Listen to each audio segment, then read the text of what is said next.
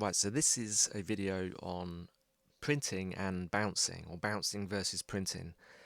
And they do the same thing. They take some data or a channel or audio and they make them into another channel of audio. Inside the DAW, it's very easy to do that. I've got some MIDI part here, and I want to make that into a WAV like these. Yeah. So you just right mouse click and you bounce, and that or bounce to new track. They do the same on MIDI. So just click bounce selection and that will convert this MIDI data, Serum X64, into a WAV, right? And it will create a channel.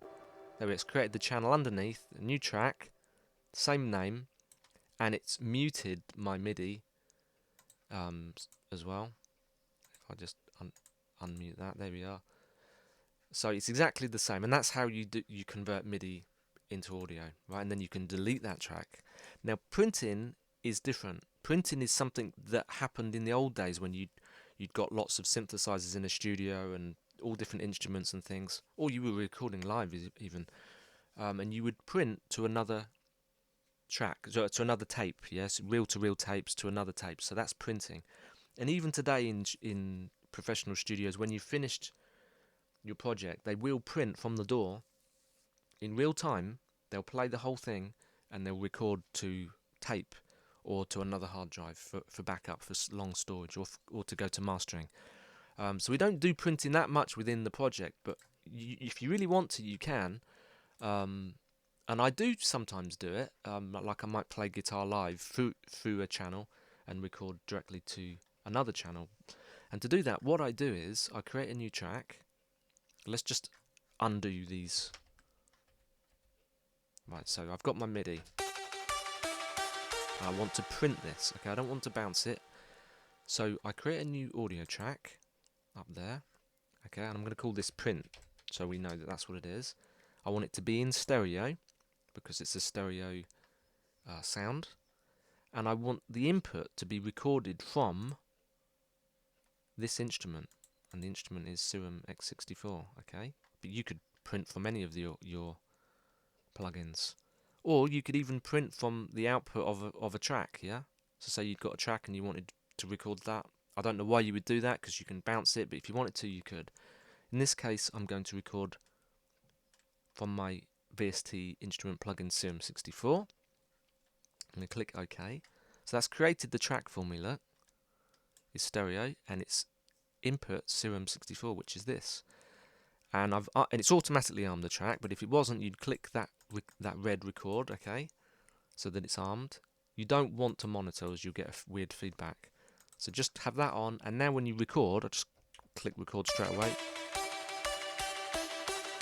There you are. You can see it literally recording from this track to there. And you know, if you wanted to print the whole thing, you'd have to start at the beginning and play through the whole thing till the very end. And you wouldn't want it on loop either. You'd make sure that's off so that it goes right to the very end, like that. So start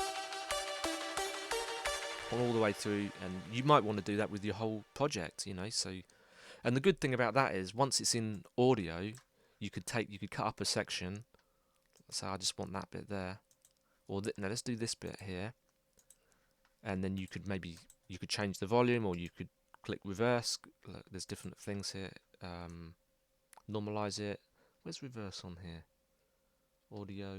My reverse audio at the top. There we are. So now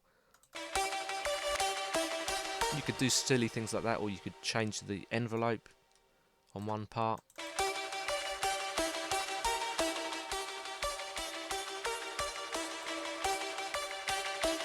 There we go. So that is the difference between bouncing and printing. Okay. I'll just say some more things about the input. You can get to the input of your channel. So this is my print channel.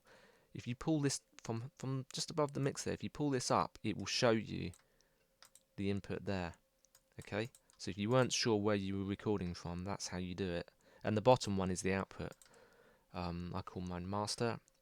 So yeah, that's something. Or you can get to it on the arrangement window by pulling it down there. Okay, but it's normally best just to do it in the creation of a new track. Alright, there we are.